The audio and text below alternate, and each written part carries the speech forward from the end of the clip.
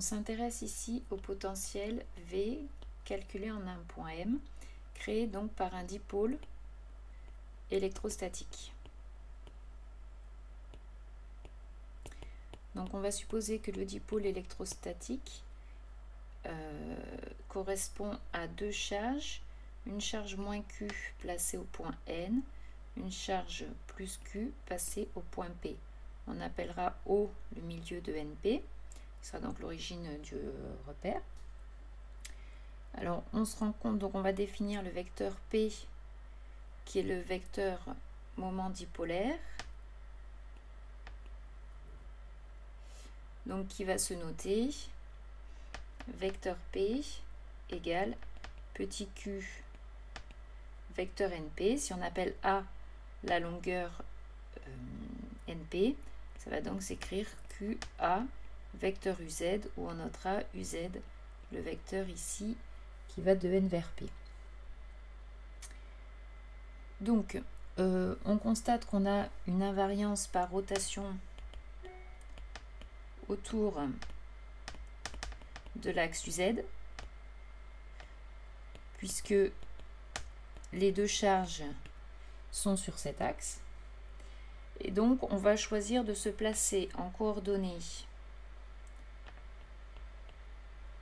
sphériques d'axe UZ, donc, et d'origine O. Donc, on aura un point M donné qui aura comme coordonnées petit r, θ, phi. Donc, nous, on va se placer dans le plan de la feuille, c'est-à-dire à phi égale constante. On a expliqué qu'on avait invariance par rotation autour de l'axe, donc peu importe le plan à phi constante qu'on choisit. Alors, au niveau du schéma, donc, on va reprendre les coordonnées. Donc on va avoir, si je place un point M, ici, on va donc avoir la longueur OM en coordonnées sphériques qui vaut petit r. Donc le vecteur OM est dirigé par la direction UR.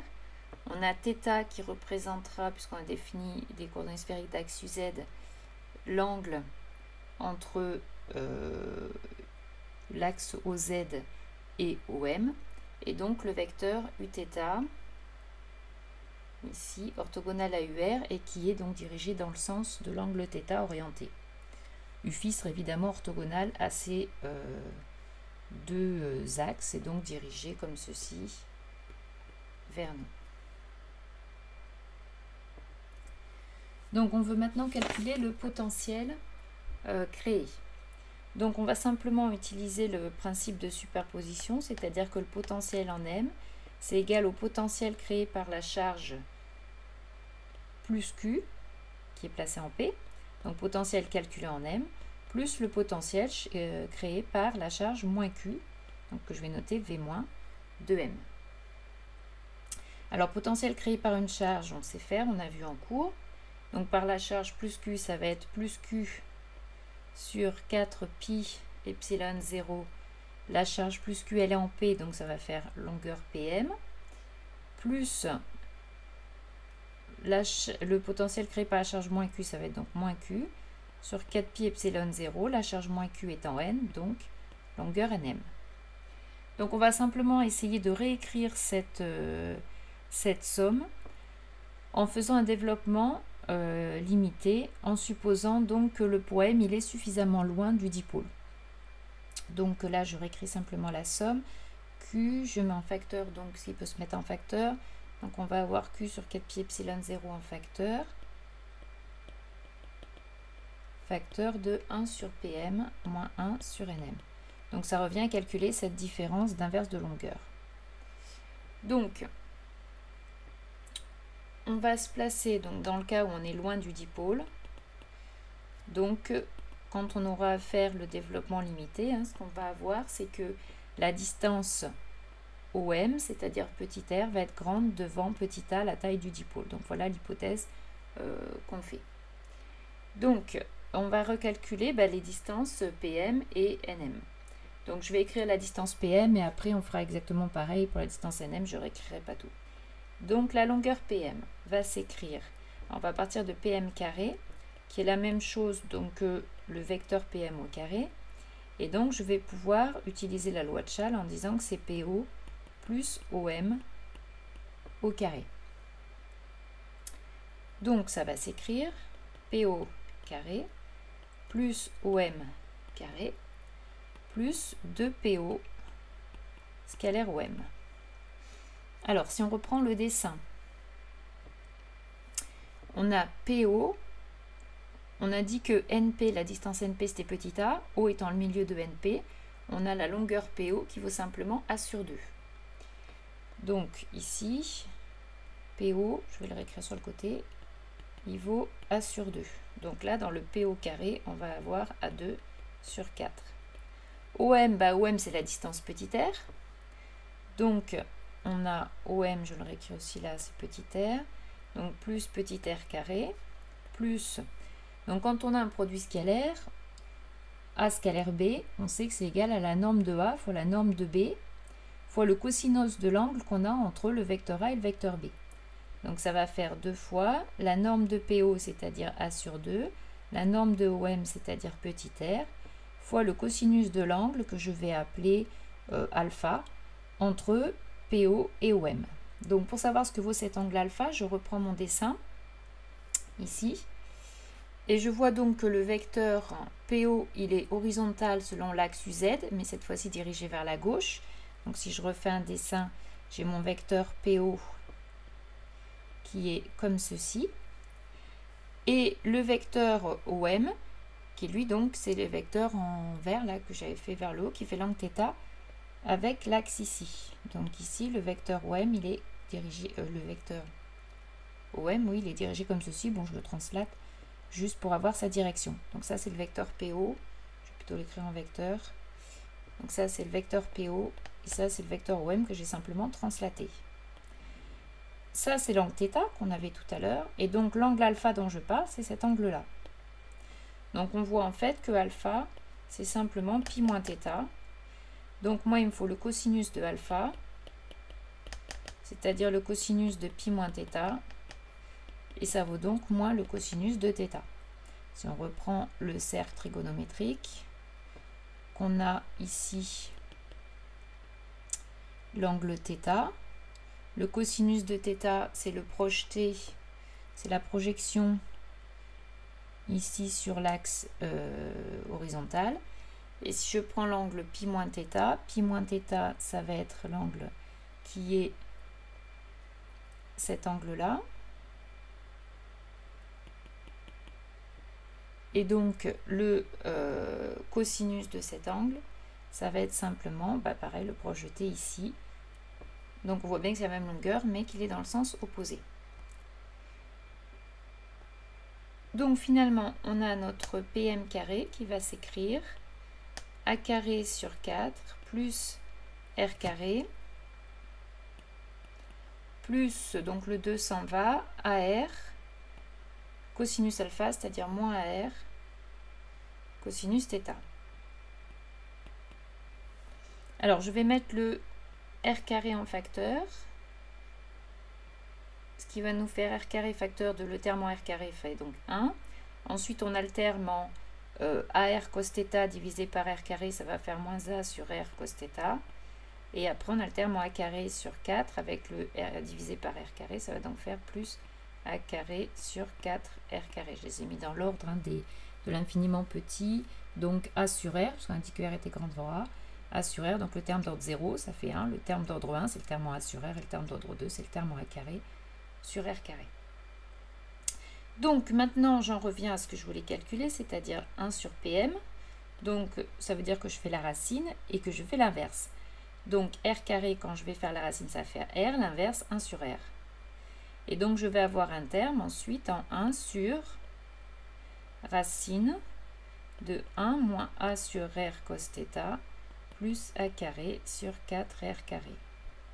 Donc il peut s'écrire aussi 1 sur R facteur de 1 moins A sur R cos θ plus a carré sur 4r carré, facteur de exposant moins 1,5, puisque la racine c'est un exposant 1,5, et comme on est en inverse, exposant moins 1,5.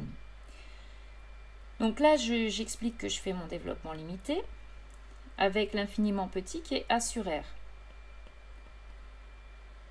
Donc j'ai 1 plus u, je vois que j'ai quelque chose de la forme 1 plus u à la puissance alpha, où alpha vaut moins 1,5. En faisant le développement limité à l'ordre 1 en u, ça va faire 1 plus alpha u, c'est-à-dire moins 1,5 de u, plus donc du petit o de u carré. Alors attention ici, hein, dans mon u, qui serait toute cette partie-là, il y a du a sur r, il y a du a carré sur r carré, sachant que mon infiniment petit d'ordre 1, c'est a sur r.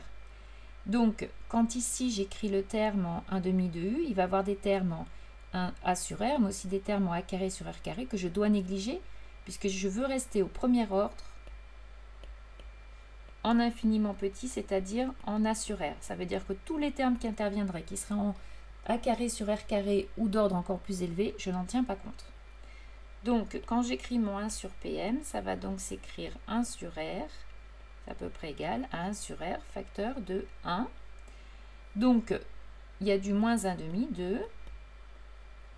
Ensuite, donc, je regarde dans le U qui était ici, tout ce qui